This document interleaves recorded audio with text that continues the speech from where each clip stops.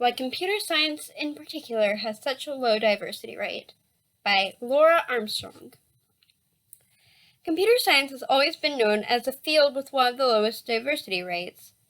If you visit the website of almost any major news source, such as Forbes, NPR, or the New York Times, and search for articles relating to computer science and low diversity rates, you'll find several results. But why is computer science in particular known for its low diversity rates? In an article from the Stanford Daily titled Graphic Gender Ratio in Stanford Majors 2015 to 2016, a graph shows the percentage of female to male students enrolled in Stanford's 15 most popular majors based on autumn quarter enrollment for the 2015-2016 school year. According to the chart, computer science has the third lowest female enrollment of the 15 majors at 26% female enrollment, only being out for the lowest female enrollment by percentage by electrical engineering at 24% female enrollment, and physics at just 18% female enrollment. Gender diversity isn't computer science's only diversity issue either. Both racial diversity and age is also an issue.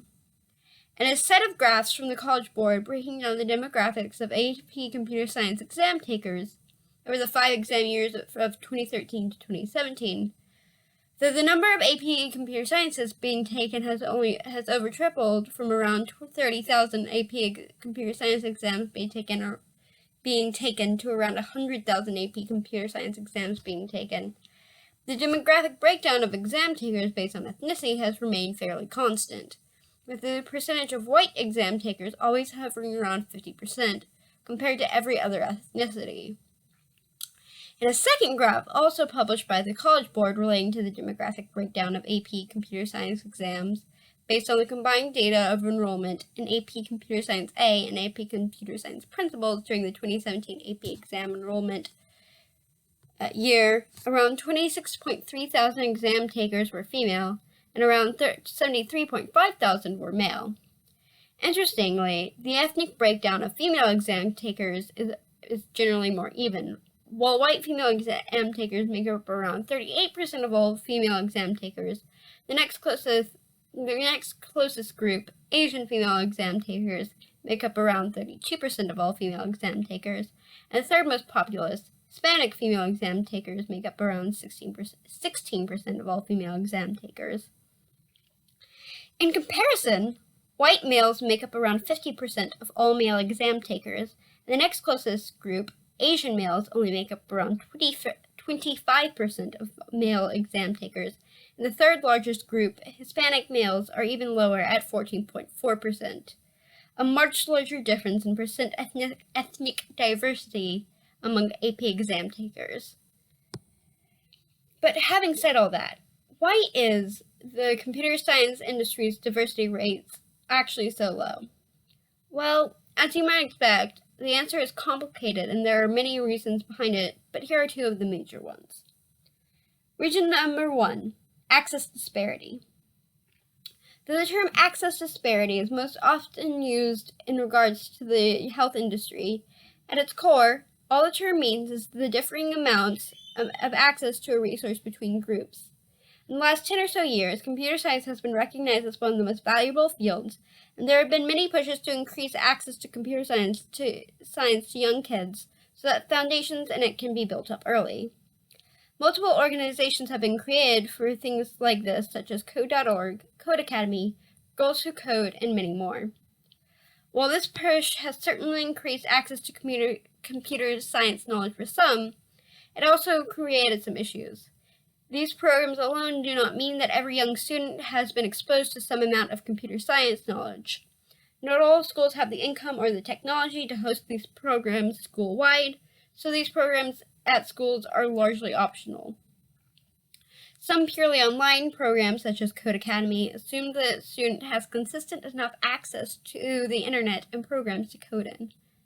For formal computer science courses, such as AP Computer Science, many schools just don't offer it because of lack of qualified teachers for the program, and even if they do offer it, the teachers still might not be fully capable of offering proper guidance, and the course might not be commonly advertised in the school as a course that people should take.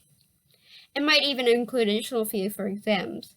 In fact, based on data from the College Board, the AP Computer Science exam has historically been one of the ones taken with very little frequency, capping out at around 30,000 in 2013, the second lowest of the listed STEM AP exams subjects given that year, only being beaten out for lowest by AP Physics C, electricity and magnetism at around 17.3 thousand exams given. And it is the absolute lowest if you combine the numbers for both AP Physics C exams listed. For low-income families, of which a significant portion tends to be made up of ethnic minorities, taking a computer science course of any kind is not easily feasible. This situation is worsened later on as many introductory computer science courses in higher education assume that the majority of students have some amount of basic knowledge in computer science already, further making the field harder to access for those who did not grow up with a pre-existing knowledge base of computer science. Reason number 2. Gatekeeping. Gatekeeping is a term that refers to when one group of people make value judgments on anyone else's eligibility to belong to that group based on a set of arbitrary rules that vary from person to person and often use themselves as a template.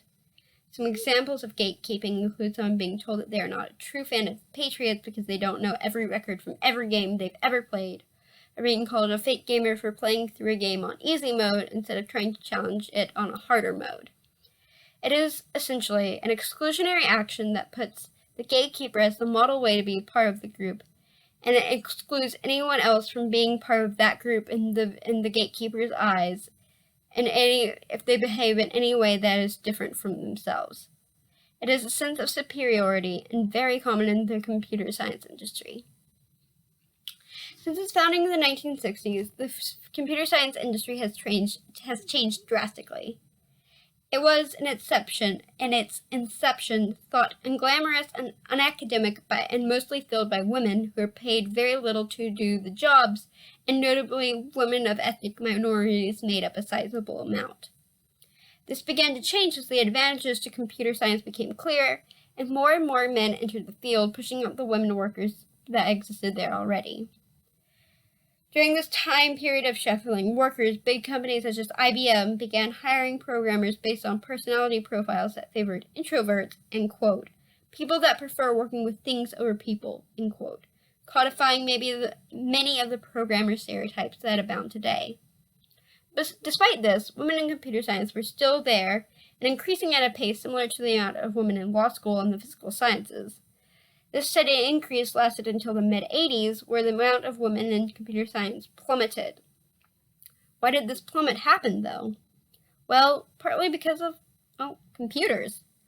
The mid-'80s were when home computers first became somewhat accessible to public, with the release of the first Macintosh computer and similar early personal computers.